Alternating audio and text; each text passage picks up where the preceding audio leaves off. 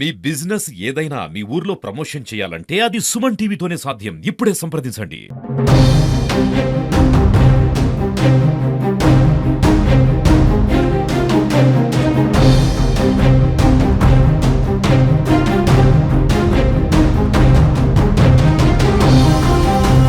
కాళేశ్వరం ప్రాజెక్టును పై అవినీతి జరిగిందని కూడా కాంగ్రెస్ ప్రభుత్వం ఆ కేసును సిబిఐకి అయితే అప్పగించడం అనేది ఈరోజు సిద్దిపేటలో మాత్రం బీఆర్ఎస్ ఆధ్వర్యంలో మాత్రం భారీ ధర్నా అయితే జరుగుతుంది. రోడ్లు మొత్తం బ్లాక్ చేయడం జరిగింది. ఇక్కడ బస్టాండ్ సమీపంలో కూడా పూర్తి స్థాయిలో కూడా రోడ్లను ఎక్కడికక్కడ కూడా బ్లాక్ చేయడం, రెండు గ్రూపులుగా కూడా ఇక్కడ బీఆర్ఎస్ నాయకులు ఏర్పడి ఎక్కడ కూడా వాహనాలు వెళ్లకుండా కూడా ఇక్కడ రోడ్డుపై అయితే అడ్డుకునే బీఆర్ఎస్ నాయకులు అయితే ఉన్నారు. అంటే చెప్పండి అన్న, ఈ యొక్క సిబిఐకి అప్పగించడాన్ని కాళేశ్వరం ప్రాజెక్టు అంటే తెలంగాణకే తలమానికం అని చెప్తూ ఉంటారు.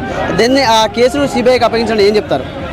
ఇది సిబిఐ అంటే ఇప్పుడు ఏమైపోయిందో కాంగ్రెస్ బీజేపీ ఇన్వెస్టిగేషన్ సిబిఐ.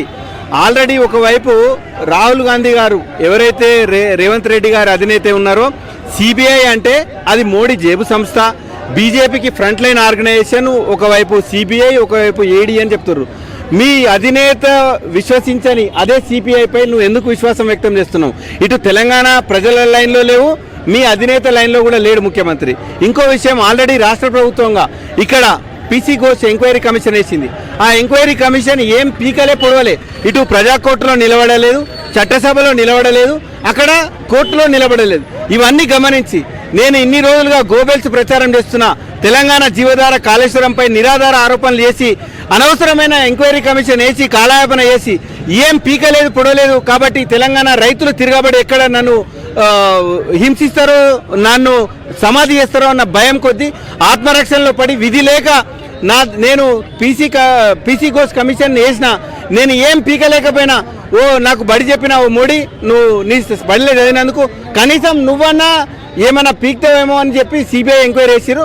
ఇది తెలంగాణ వరప్రదాయని, తెలంగాణ జీవధార అయిన కాళేశ్వరం కేసీఆర్ హరీష్ రావు గారు అహోరాత్రులు శ్రమించి కట్టిన ఈ కట్టడం, ఈ తెలంగాణ కాళేశ్వరం ప్రాజెక్టుకు సజీవ సాక్ష్యం. ఇటు రంగనాయక సాగర్, మల్లన్న సాగర్, కొండపోచమ్మ సాగర్ నీళ్లు ఇవి సజీవ సాక్ష్యం కాదా?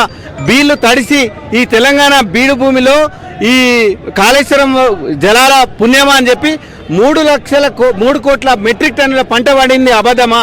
ఎవరి కళ్ళల్లో మట్టి కొడతారు. కాబట్టి కాంగ్రెస్ అంటేనే కాలయాపన, కమిటీలు కాలయాపన. కాబట్టి ఇకనైనా మీ వైఖరి మార్చుకొని ఇటు తెలంగాణ ప్రజలకు, అటు కేసీఆర్ హరీష్ రావులకు ముఖ్యమంత్రి వెంటనే బహిరంగ క్షమాపణలు చెప్పాలని చెప్పి మేము డిమాండ్ చేస్తున్నాం. 6 గ్యారంటీలు అవన్నీ కూడా మళ్లించేందుకు ఈ యొక్క కుట్ర అని చెప్పుకోవచ్చు. ఎగ్జాక్ట్లీ కదండి. ఇప్పుడు ఆల్రెడీ 6 గ్యారంటీలు 420 హామీల కోసం ఇటు బీఆర్ఎస్ పార్టీ ప్రధాన ప్రతిపక్షంగా గొంతెత్తి, ఇటు అసెంబ్లీలో బయట గొంతెత్తి మనము నిలదీస్తున్నారు. ఈ క్రమంలో డైవర్ట్ చేయడానికి అదే రకంగా ఇటీవల రైతులకు సంబంధించి యూరియా విషయంలో ఒక్కొక్క కాంగ్రెస్ నాయకుడు కనబడితే చెప్పులతో కొట్టే పరిస్థితులు తెలంగాణ పల్లెలలో ఇప్పుడు నెలకొని ఉన్నాయి. ఈ పరిస్థితిని డైవర్ట్ చేయడానికి అనవసరమైన ఆరోపణలు, అక్కర్లేని కమిషన్ వేసి దాని టైంపాస్ను, ఇప్పుడు వరదలు ఒకవైపు యూరియా కొరత, ఇవన్నీ చర్చించకుండా కక్షపూరితంగా కుట్రపూరితంగా కాళేశ్వరం కమిషన్ మీదే చర్చ చేస్తారు. మరి చర్చ చేసి ఏం చేసినావు? కోడిగుడ్డు మీద ఈక పీకినట్టు. ఇంకో విషయం, పీసీ ఘోష్ కమిషన్లో స్పష్టంగా చెప్పింది, రాష్ట్ర ప్రభుత్వం ఇచ్చిన టర్మ్స్ ఆఫ్ రెఫరెన్స్లో నువ్వు పెట్టిన ఈ విజిలెన్స్ రిపోర్ట్ కానీ, నువ్వు ఇచ్చిన కాగ్ రిపోర్ట్ కానీ నేను ఏది పరిగణలోకి తీసుకోలేదు అన్నది. అది కూడా మీరు ఆలోచించుకోవాల్సిందిగా నేటు రాష్ట్ర ప్రభుత్వాన్ని, ప్రత్యేకించి ముఖ్యమంత్రి గారిని మేము డిమాండ్ చేస్తున్నాం. అంటే ఇప్పుడు ఈ సిబిఐకి అప్పగించిన ఎట్లా ఉండబోతుంది స్టాండ్? ఎట్లా ఉంటుందండి? ఇప్పుడు పీసీ ఘోష్ కమిషన్ ఏం పీకింది, ఏం పొడిచింది?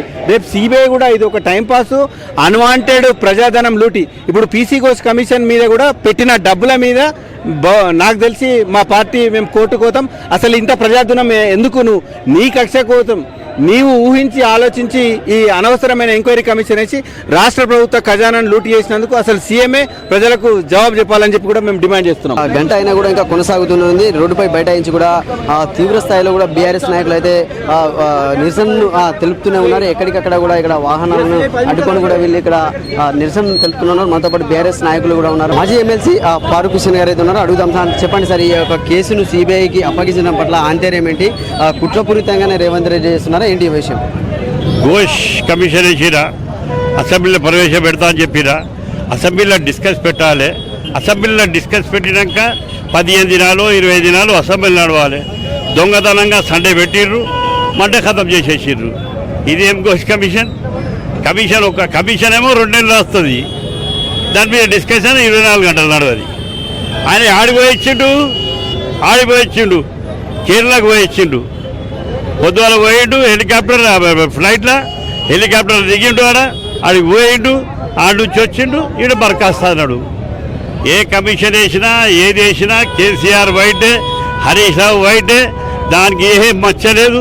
జీవితంలో మచ్చలేనటువంటి నాయకులు, తెలంగాణ ప్రజలకు నీళ్ళు ఇచ్చిన నాయకులు. రాహుల్ గాంధీ గారే చెప్తున్నారు, రేవంత్ రెడ్డి గారి నాయకుడు రాహుల్ గాంధీ తనే చెప్తున్నాడు ఏమనంటే సిబిఐ అనేది బీజేపీ జేబు సంస్థ.